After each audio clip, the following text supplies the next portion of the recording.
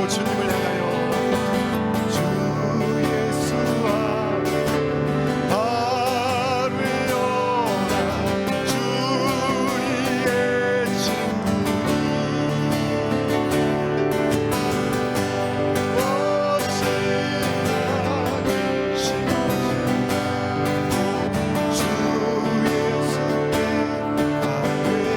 이 시간에 우리 눈을 감고 성령께서 이끄시는 대로 여러분들의 마음의 모든 무거운 짐들, 걱정, 근심, 두려움 하나님 앞에 고백하며 나아가겠습니다.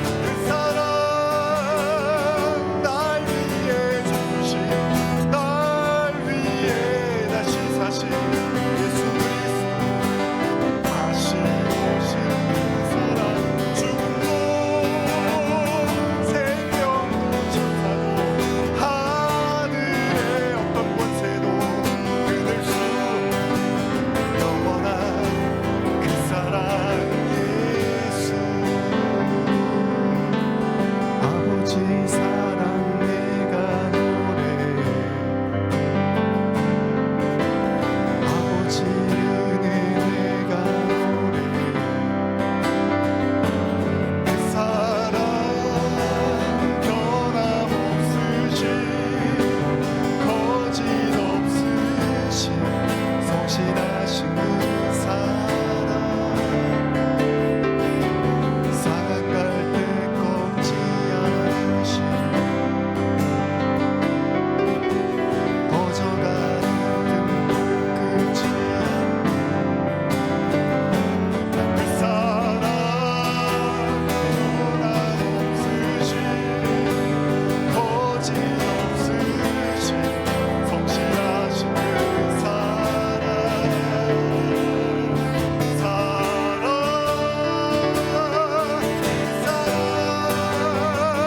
날 위해 주신 날 위해 다시 사신 예수 그리스도 다시 오실 그 사랑 죽음도 생명도 천사도 하늘의 어떤 권세도 끊을 수 영원한 그 사랑 예수 그 사랑 날 위해 주신 날 위해 다시 사신 예수 그리스도 다시 오실 그 사랑 죽음도 생명도 천사도 하늘의 어떤 권세도 영원한 그 사랑 예수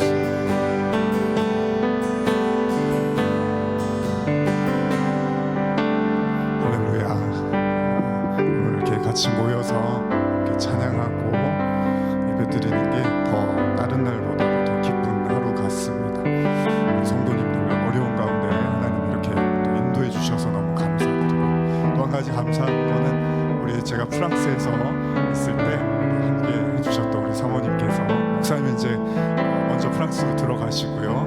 사모님께서 오늘 이렇게 또 함께 예배 드릴 수 있어서 너무나 감사합니다. 프랑스 처음 갔을 때 이제 사모님이 저희 가정한테 이제 예배 드리고 이제 같이 이렇게 당당하게 하시라고 이제 말 때문에 저희가 이제 기죽고 하니까 괜찮다고 틀려도 좋으니까 얘기 막 하시면 된다고 그래서 이제 예배 가는데 항상 이렇게 마음이 또 이렇게 그렇지가 못해요. 이렇게 괜히 기죽고 사람들이 말 걸면 이렇게 뭔가 부담스럽고 그랬는데 예배 드리는데 이제 불어로 다 자막도 불어고 다 불어잖아요. 그래서 긴장하고 그랬는데 어느 날 이제 몇 주 안 지나서 어느 날 예배를 드리는데 이 찬양이 나오더라고요. 그 찬양이 나오는데 한국에서 제가 많이 부르고 좋아했던 찬양이 불어로 이렇게 나오는데 그때 제가 많이 좀 울고 너무 반가웠어요. 고향의 찬양을 본 것 같고 그래서 그 찬양 같이 여러분과 나누면서 이제 또 말씀 듣고 또 이제 예배 계속 진행할 텐데 여러분들 마음속에 그 첫사랑 있잖아요. 주님을 향한 첫사랑. 한국에서 불렀을 때는 물론 좋아하긴 했지만 그렇게까지 막 감동이 되지 않았는데 프랑스에서 그 찬양이 나오니까 너무 이렇게 감동이 되더라고요. 그래서 참 귀한 찬양이었구나 이런 생각해봤는데 여러분들도 다 신앙의 첫사랑이 있잖아요. 계시록에 보면 첫사랑을 회복하라고 하시고 그러는데 오늘 이 찬양 부르시면서 모르시는 분들은 가사를 또 묵상하시면서 예수님을 향한 나의 첫사랑 한번 또 회복하는 그런 은혜의 시간 됐으면 좋겠습니다. 우리 함께 찬양하며 나가겠습니다.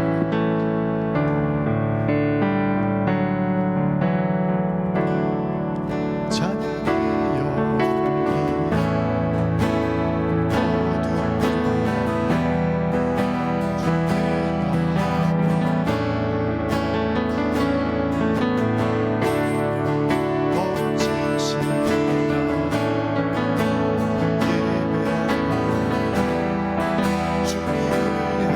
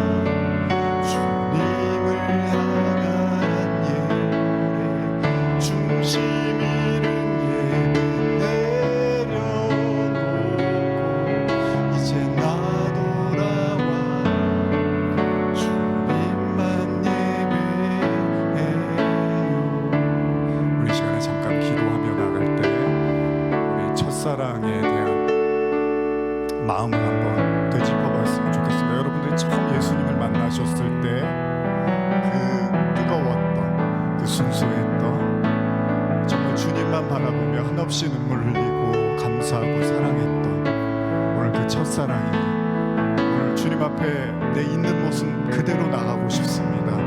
벌거벗은 모습 그대로 주님 내 마음에 주님의 첫사랑이 회복되어지고 주님을 더 가까이 더 사랑하고 더 깊이 주님과 교제하기를 원합니다. 동행하기를 원합니다. 우리 이런 마음으로 우리 주님을 향하여 함께 기도하시겠습니다.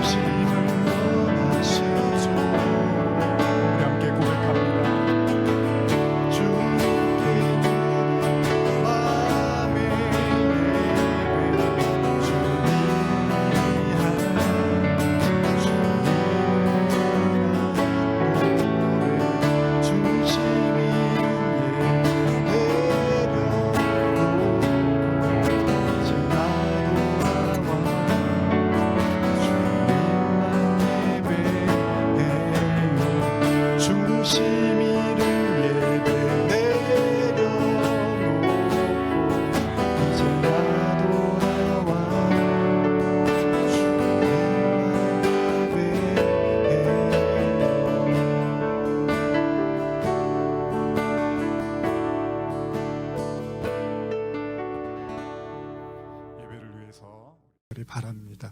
잠깐 기도하고 말씀 나누시겠습니다. 우물가의 여인처럼 어쩌면 우리는 많은 것들을 구하지만 때로는 그것이 헛되고 헛된 것임을 느낄 때도 있습니다. 그래서 오늘 주님 앞에 또 이렇게 진지하게 예배드리며 되묻습니다. 주님, 내가 구하는 것들이, 내가 바라는 것들이 정말로 나에게 기쁨과 행복이 되는 것이 맞습니까? 내가 그토록 간절히 원했던 그것들을 얻으면 정말 내가 행복해질 수 있을까요? 오 주님, 채우소서. 나의 잔을 높이 듭니다. 오늘 우리가 구하는 주님의 은혜, 세상이 줄 수 없는, 사람이 줄 수 없는 그 누구도 그 어떤 것으로도 채워질 수 없는 하나님의 은혜, 오늘 이 자리에 모인 모든 성도들의 마음속에 그 살아계신 하나님이 임재해 주시고, 사마리아 여인이 예수님을 만나고 물동이를 던져버리고 동네로 들어가서 예수를 만났다고 외칠 수 있었던 것처럼 오늘 예배 속에서 그 하나님을 보게 하여 주시옵소서. 감사와 찬양을 드리며 예수님의 이름으로 기도드립니다. 아멘.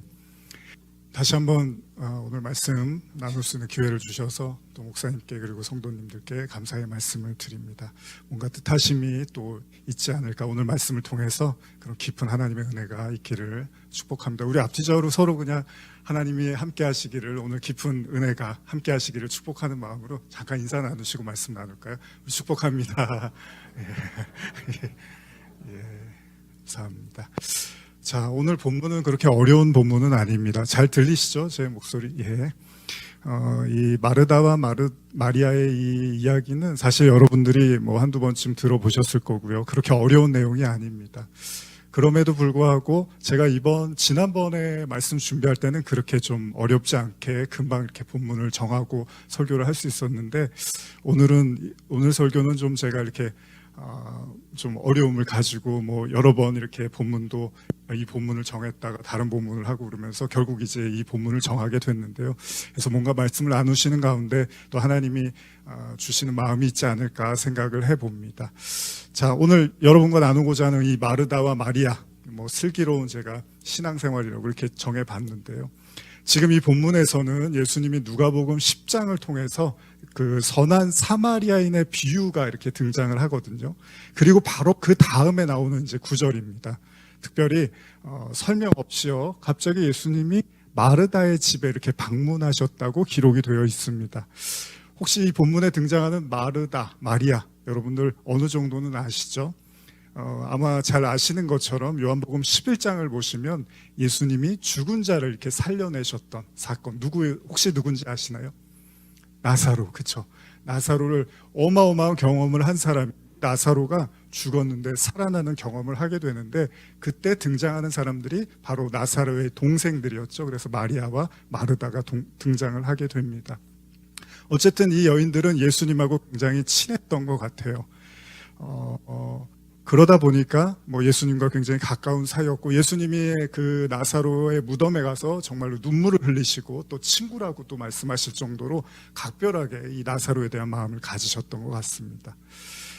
그러나 이것은 이제 놀라운 기적의 계기가 되고, 죽었던 이 나사로가 어쨌든 간에 나흘 만에 그 무덤에서 썩은 내가 난다고 해서 모두가 절망하고 포기하고 있을 때 이 나사로의 부활을 통해서, 사실 이 마르다와 마리아 그리고 나사로도 그렇지만 이들이 경험한 그 예수님은 정말 엄청난 분이었을 거예요. 그렇죠? 여러분들도 아마 그 자리에 계셨다면, 누군가 죽었는데 그 신앙이나 기도를 통해서 살아나는 걸 목격하셨다면 여러분들에게도 그건 평생 잊지 못할 기억일 것입니다. 바로 이 여인, 그래서 나중에 마리아가 옥합을 깨트리는 모습으로 이제 예수님께 자신의 그 경외감을, 예수님에 대한 마음을 표현을 하고 있는데, 어쨌든 간에 이렇게 예수님과 마르다 그리고 마리아가 무언가 이제 이 각별한 관계가 있어 보인단 말이죠. 근데 오늘 본문에 나사로는 등장은 하지 않습니다. 다만 예수님께서 갑작스럽게 이 마르다의 집을 방문하셨다고 이야기를 하고 있는데요. 예수님께서 이 여인의 이제 집에 들어가십니다. 오늘 여러분들이 읽으신 본문이 바로 그건데, 이제 여기서부터 이야기가 시작이 되는 거죠. 예수님이 집에 이렇게 들어가셨는데 동생 마리아는 어떻게 하죠? 뭔가 하던 일을 멈추고 그냥 예수님 옆에 갑자기 다가갑니다. 그리고 예수님의 발치에 앉아서 그냥 말씀을 듣기 시작하는 거죠. 근데 언니 마르다의 생각은 좀 다릅니다. 그녀는 주님께서 자신의 집을 방문하셨다는 이 사실에 굉장히 책임감이 드는 거예요. 그러다 보니까 이것저것 준비할 게 많아졌다는 겁니다.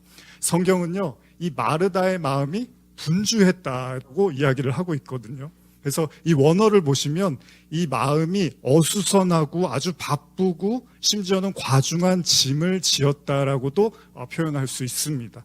그러니까 예수님의 방문이요, 마르다에게는 사실 없지 않아 이 부담스러운 일이 되어버렸다는 거예요. 그럴 수 있잖아요. 왜냐하면 너무 엄청난 분이니까. 이미 나사로를 통해서도 그렇고 뭐 많은 사람들의 병을 고쳐주시고 하나님의 아들 메시아라는 사실을 선포하고 또 느꼈단 말이에요. 경험했단 말이에요. 그런 분이 집으로 방문하셨다는 사실은 이들에게는 너무나 놀라운 사실이기도 하죠. 우리도 그렇지 않습니까?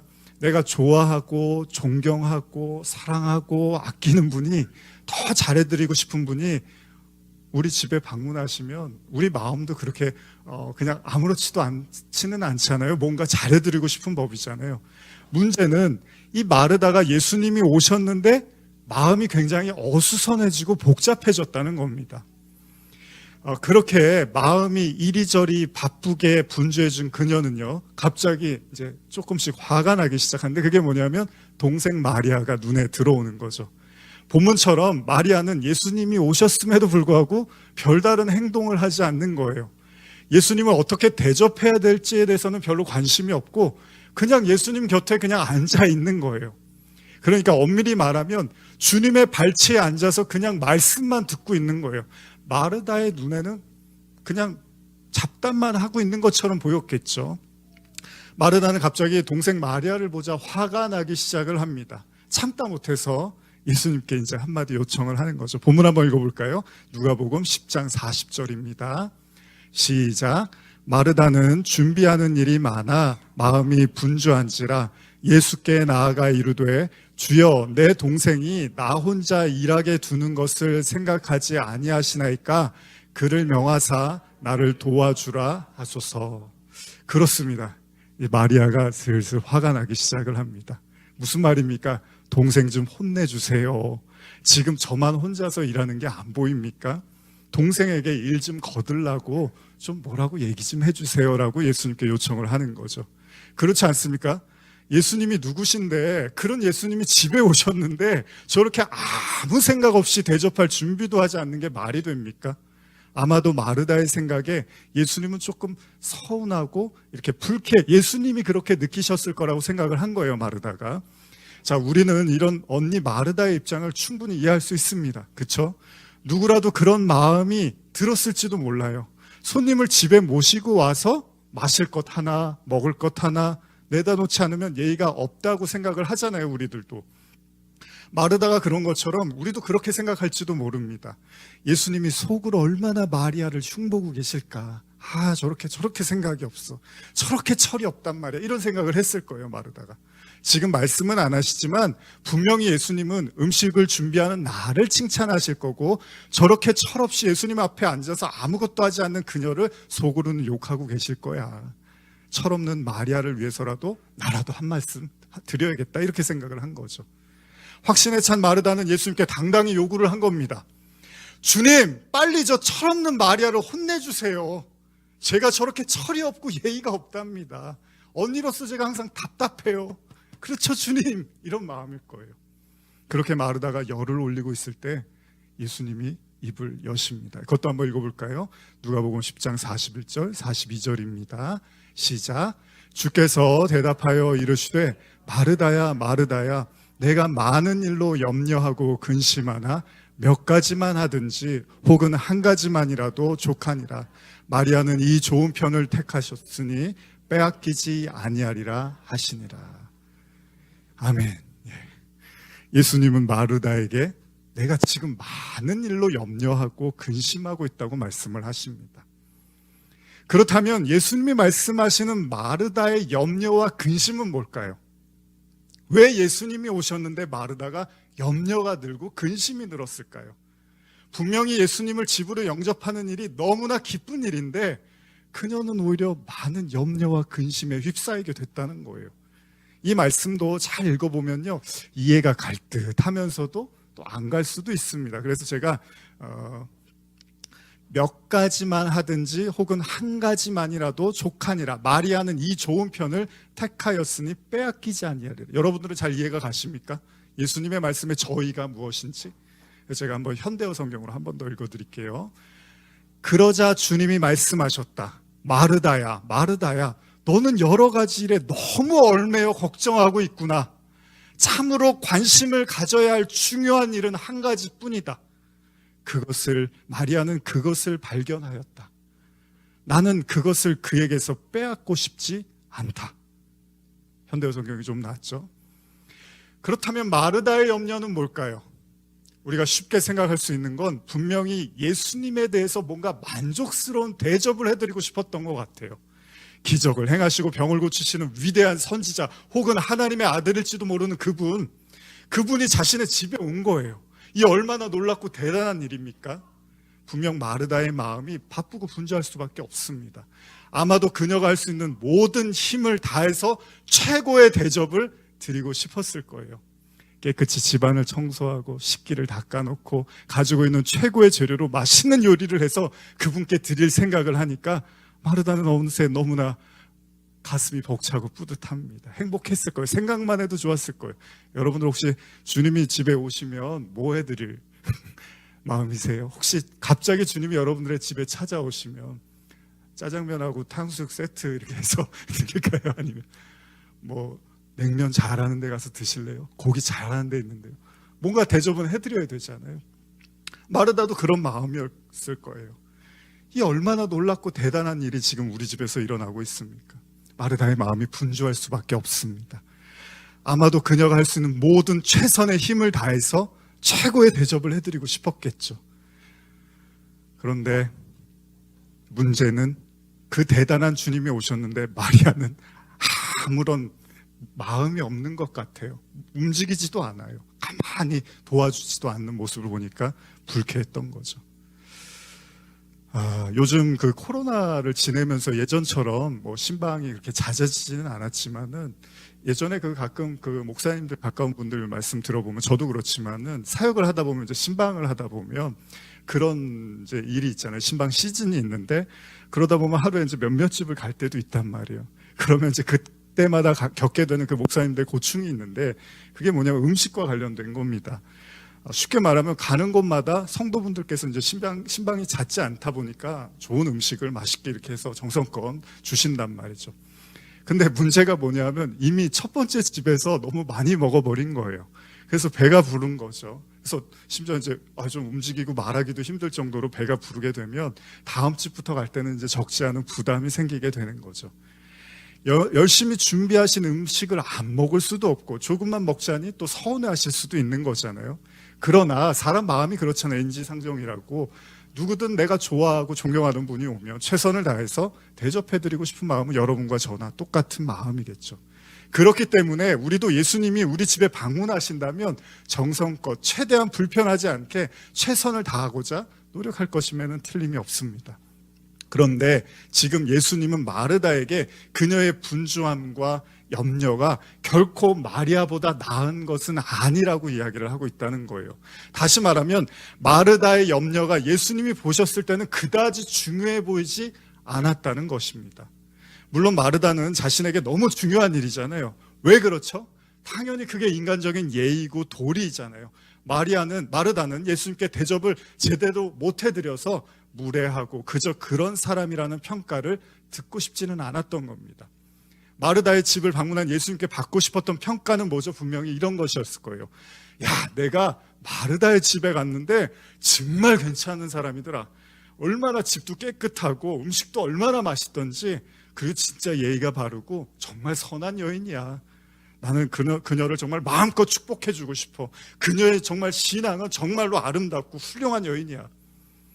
그러나 예수님은 마르다의 기대와는 달리 마르다가 가졌던 이 당연한 생각에 대해서 그다지 환영하는 눈빛이 아닌 것으로 보입니다.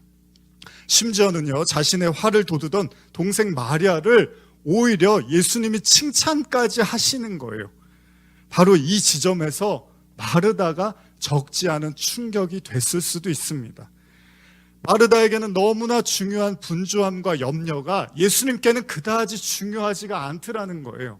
오히려 예수님의 관심은 자신의 곁에서 말씀을 듣겠다고 저 천진난만한 얼굴을 하고 있는 마리아에게 훨씬 더 가 있으시다는 겁니다. 분명 마리아와 같은 모습을 한다면 여러분들은 어떠실까요?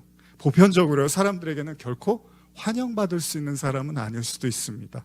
일하는 곳에선 더더욱 그렇잖아요. 일은 안 하고 그냥 얘기만 하고 있는 것 같고 가만히 있는 것 같고 교회에서도 심지어 이런 사람들이 환영을 못 받을 수도 있습니다. 게으른 사람이라는 지적을 받을 수도 있습니다.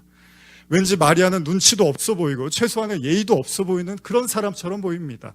사람이 왔으면 해야 할 최소한의 대접조차 할 생각을 잊고 있으니 말입니다. 그런데 예수님은 마르다의 선택보다 마리아의 선택이 옳다고 하니까 이 더더욱 어처구니가 없는 거예요. 여러분, 이 이야기에서 중요한 내용이 뭘까요? 의미가 뭘까요? 이 말씀이 우리에게 주시는 메시지는 뭘까요?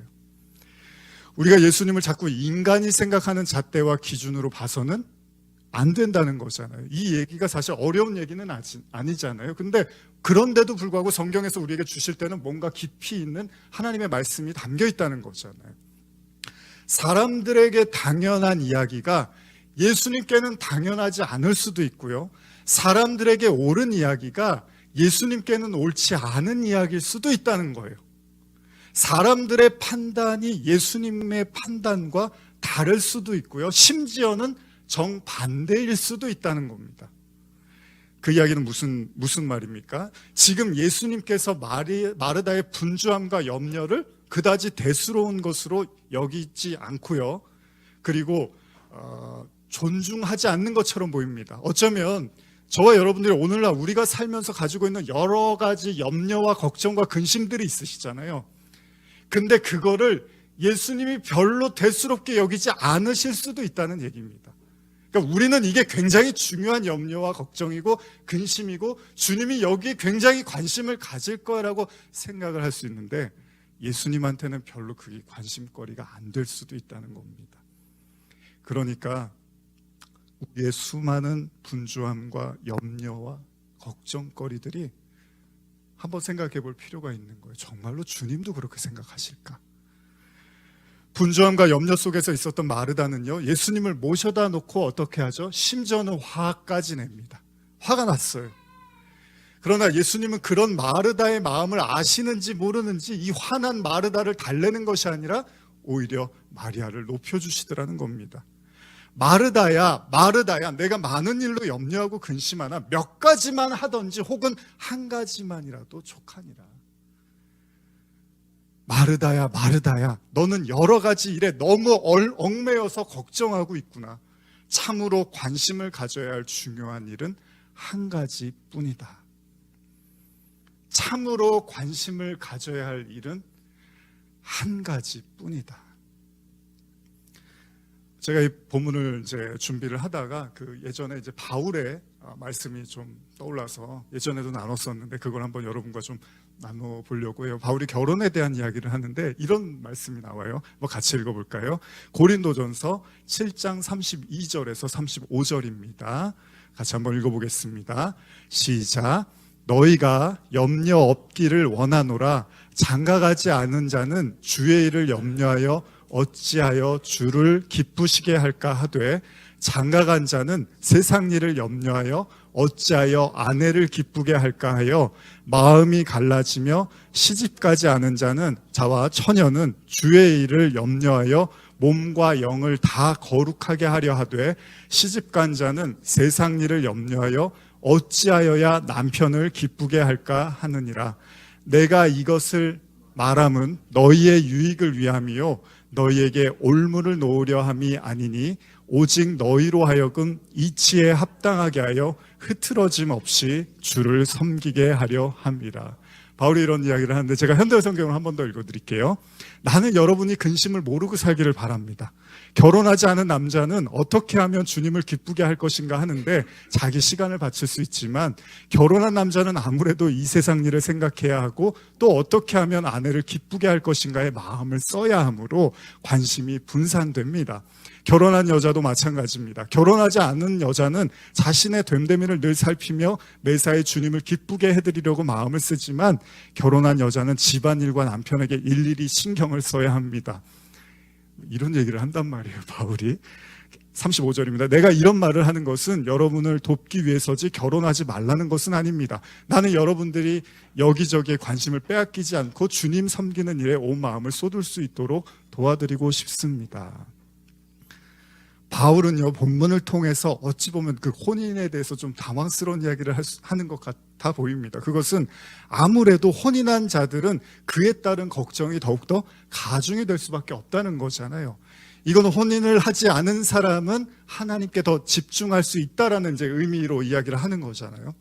바울은 그런 이유가 아무래도 혼인을 하면 상대방을 기쁘게 해드려야 되는 그런 마음 때문에, 상대방을 만족시켜줘야 되는 마음 때문에 그런 인간의 마음이 당연히 하나님께 집중하는데 분산될 수밖에 없다는 겁니다.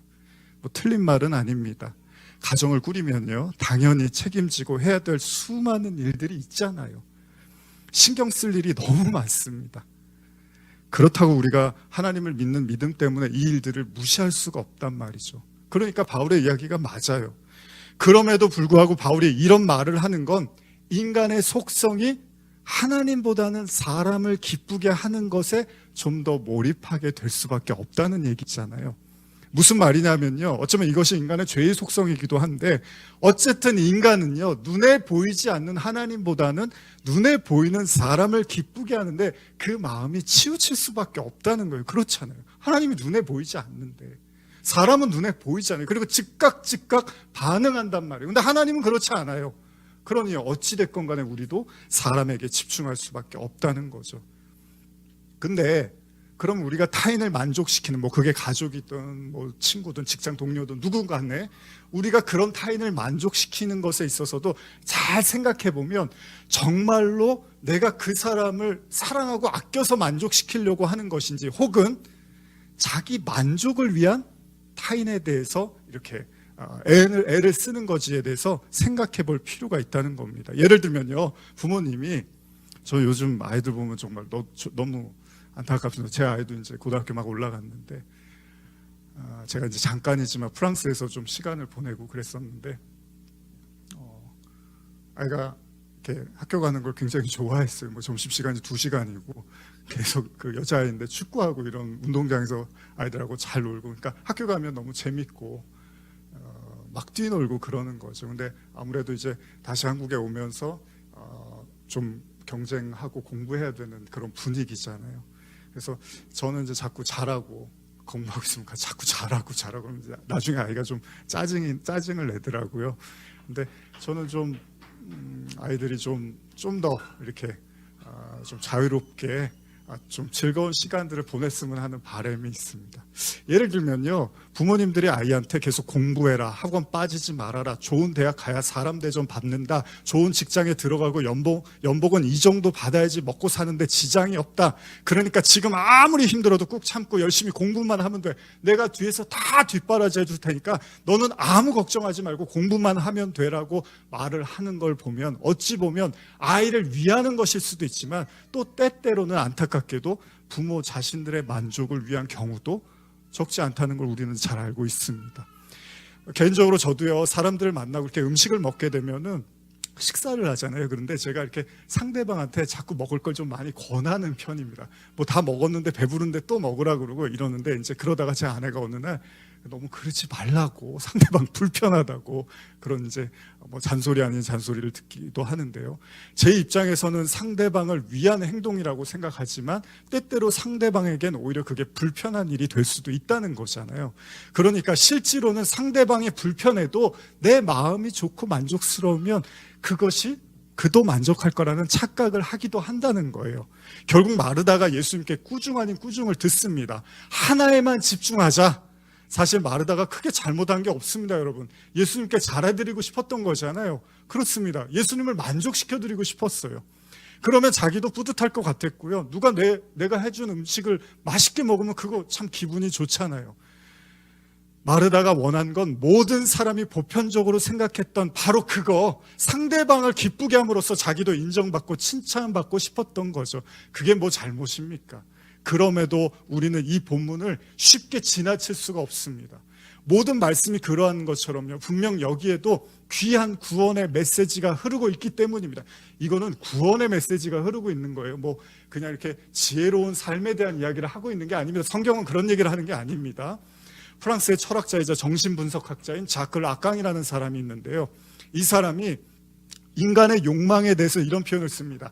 인간의 욕망은 타자의 욕망이다, 이런 말을 해요. 무슨 말이냐면, 인간의 욕망은요, 자기 욕망인 것 같지만 사실은 타인이 욕망하는 걸 내 것으로 받아들여서 그걸 내가 욕망하고 있다고 착각을 한다는 겁니다. 아까도 제가 예를 드린 것처럼요, 공부를 열심히 해서 좋은 학교 가고 직장 좋은 데 가고 좋은 연봉을 받으며 살라는 것이 행복이야 라고 말을 할 때, 그건 정말 여러분과 제가 스스로 그렇게 믿고 그렇게 확고하게 확신하기 때문에 욕망하는 것이 아니라, 그 욕망이 때로는요, 부모 혹은 학교 혹은 사회, 세상이 우리에게 그렇게 욕망하도록 가르친 것일 수도 있다는 겁니다. 내 욕망이 아니라 들은 욕망이고 그걸 내 것으로 착각할 수도 있다는 겁니다.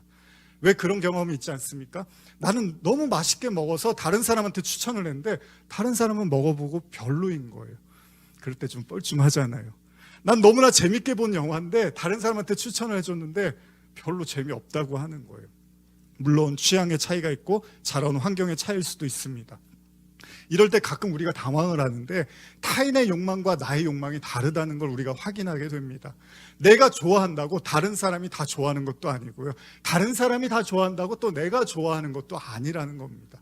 다시 말하면 세상이 우리에게 가르쳐준 이렇게 사는 것이 행복이야 라는 것들이 실제로 우리가 그것을 이루고 가지게 되면 그것이 정말로 행복으로 느껴지지 않을 수도 있다는 거잖아요. 그게 실제로 우리를 만족시켜 주지 않을 수도 있다는 겁니다. 어쩌면 우리가 배운 습득한 그런 욕망이 어쩌면 우리를 정말 만족시켜 줄 수 있는 것들이 아닐 수도 있다는 거예요. 그럼에도 불구하고 우리는 타자의 욕망을 나의 것으로 여기면서 애를 쓰고 평생을 바쳐서 살기도 한다는 것입니다. 자, 마르다의 이야기로 다시 돌아가 보면요, 예수님이 지금 자신의 집에 방문하셨습니다. 그렇게 존경스럽고 아끼고 사랑하는 그 주님이 자신의 집에 유하기 위해서 오셨는데 마르다는 기쁘고 즐겁기는커녕 오히려 분주하고 마음이 어수선하고 심지어는 원어의 의미처럼 막중한 짐을 진 것처럼 부담으로 작용하더라는 겁니다.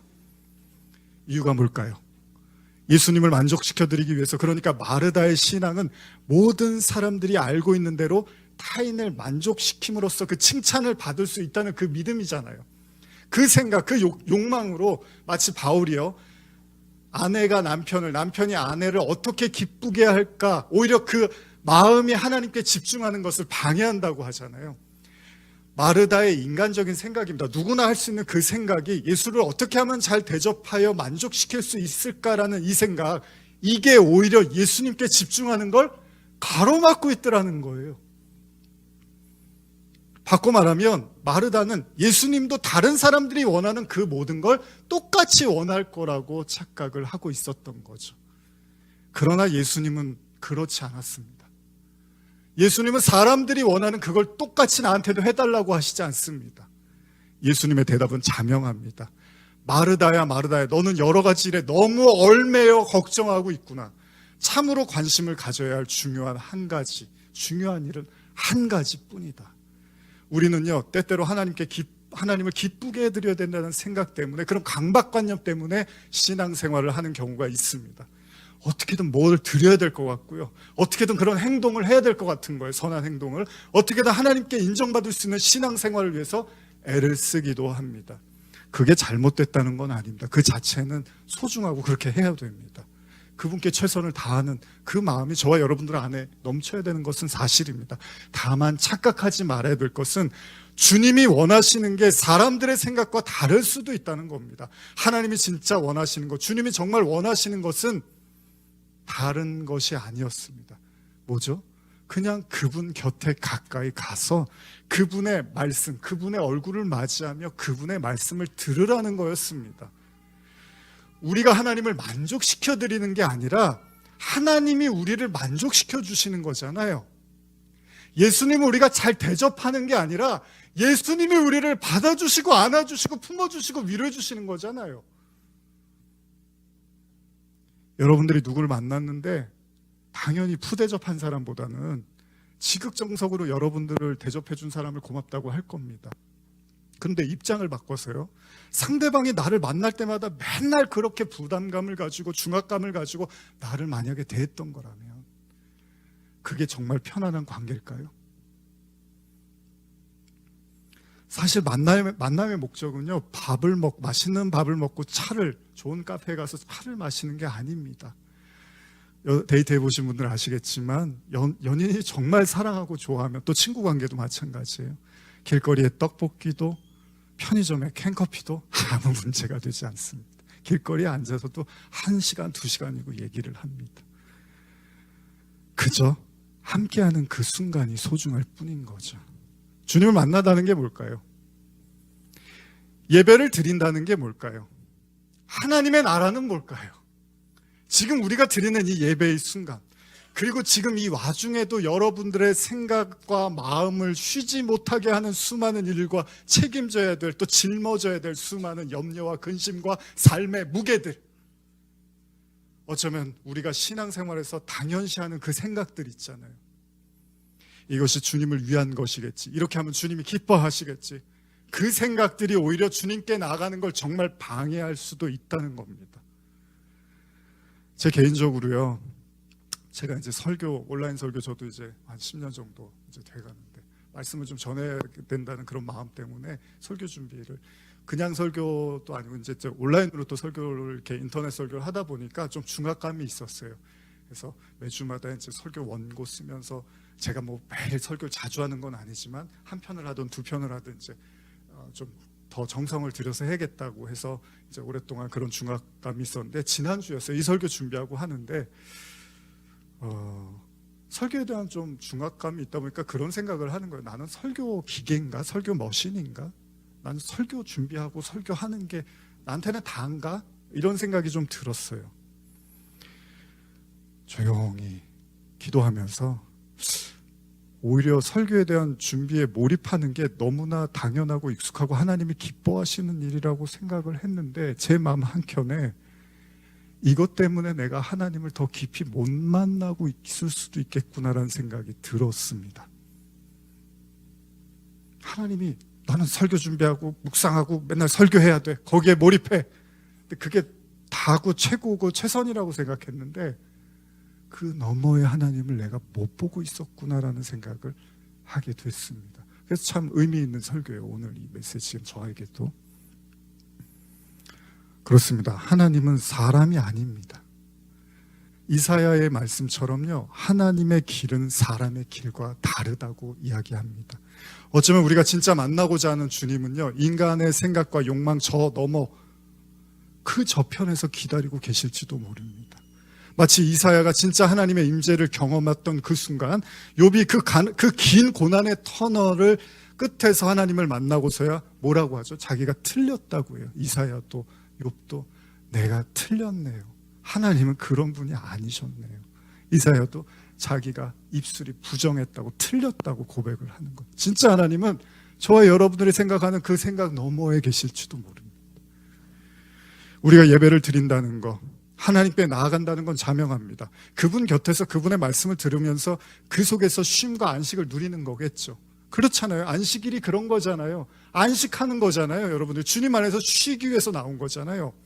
험난한 세상살이를 하면서 듣고 배우는, 경험하면서 알게 된 그 세상의 수많은 논리와 이치, 가르침 속에서 오로지 혹독한 경쟁과 지식과 부를 축적하는 것만이 세상에서 승자가 되는 거라는 그 이야기들, 그런 이야기들을 너무나 많이 듣고 살았던 우리가 그 속에서 숨가빠하면서 지친 우리에게 주님의 완전히 다른 생명의 말씀을 들으면서, 그래, 이게 진짜 사는 거지, 이게 진짜 생명이지, 이게 진짜 구원이지, 세상의 가르침 그거 아니지, 그걸 우리의 마음에 품게 해주는 것이 진정한 안식이 아니겠습니까? 그 세상에 묻은 구정물을 씻어가면서 이 속에서 정말 갓 태어난 아기처럼 다시 한번 깨끗해지고 정결해지는 것이 바로 우리가 드리는 예배의 목적이고 진정한 안식일 아닙니까? 잠시 생각해 보고 싶습니다. 이제 말씀을 마무리해야 될 것 같습니다. 우리에게, 우리조차도 착각하고 있는, 나도 모르는 사이에 이게 하나님께 나아가는 거라고 여겼는데 오히려 그게 방해물이 되는 것이 있다면 뭘까요? 사실 여러분, 하나님을 깊이 만난다는 건 간절한 것도 중요한데 많이 내려놔야지 하나님이 가까이 오시는 겁니다. 내가 간절히 부르면 하나님이 오시기도 하지만 더 깊이 하나님을 만나려면 내가 그만큼 내려놓으면 하나님이 내게 임해 주시는 겁니다. 우리는 신앙이고 예배고 믿음이라고 여겼는데 오히려 그것이 하나님께 나아가는데 짐이 되어버렸다면 그게 뭘까요? 여러분들에게는. 오늘 예수님이 여러분들에게 방문하셨는데 여러분들에게 꾸짖으시면서 마르다야 하나만 하자라고 했을 때 여러분들의 마음의 짐은 뭘까요? 마태복음 11장 28절, 제일 좋아하시는 많은 분들이 9절 한번 읽어볼까요? 시작. 수고하고 무거운 짐진 자들아 다 내게로 오라, 내가 너희를 쉬게 하리라. 최소한 예수님은 한 입으로 두 말씀하시는 분은 아닌 것 같습니다. 그랬으면 마르다를 칭찬하시고 마리아를 꾸짖으셨어야 되는데 예수님은 마리아를 칭찬하신 게 맞습니다. 저 말씀이 맞는 거예요. 예수님의 방문은 어떤 이에게는 쉴 수 없는 일이 되지만 오히려 분주하고 부담이 되지만 어떤 여인에게는 예수님을 곁에 앉아서 참된 안식과 쉼 그리고 사랑하고 기다렸던 연인과의 만남처럼 느껴질 것입니다. 여러분 예수님과 영생하기를 원하시죠? 예수님 계속 부담스러우시면 안 됩니다. 천국에 가셔서도 예수님 앞에만 서면 뭘 해드려야 되는 거 아니야? 그냥 옆에 이렇게 기대시면 되는 거죠. 오늘 슬기로운 진정한 여인? 이렇게 말을 할까요? 이것이 진정한 슬기로운 신앙생활이 아닐까 생각해 봤습니다. 오늘 여러분들의 모든 마음의 무거운 짐이 다 내려지고 하나님의 가장 깊은 곳인 성전에서요, 우리가 지성소로 들어가는 거잖아요. 거기까지 가는 게 진짜 하나님을 만나는 거죠, 그죠? 지성소에 가서 하나님의 임재를 겪어야 되는데 아무나 잘못 들어갔다가는 죽습니다. 오직 그리스도의 은혜만 입은 자만 하나님의 임재 속에 들어가는 겁니다. 다른 것은 하나님이 요구하지 않습니다. 그리스도의 보혈, 그리스도의 은혜, 이것이 하나님을 만날 수 있는 유일한 길입니다. 오늘 하나님의 은혜가 여러분들의 모든 바쁘고 분주했던 마음속에 하나만 바라보는 은혜로 함께 하시길 축복합니다. 기도하시겠습니다. 하나님 아버지, 감사합니다. 주님은 우리에게 짐을 지우시는 분이 아니라 우리의 짐을 담당하신 분입니다. 오늘 이렇게 같이 말씀을 나눌 수 있는 은혜를 주신 주님, 우리에게 모든 수고와 무거운 짐이 내려놓아지게 하시고 또 우리가 염려하는 것이 꼭 주님의 관심이 아닐 수도 있다는 생각도 하게 하셔서 다 내려놓고 예배드리는 그 순간만큼은 주님의 품에 안기게 하여 주시옵소서. 감사와 찬양을 올려드리며 예수님의 이름으로 기도드립니다. 아멘.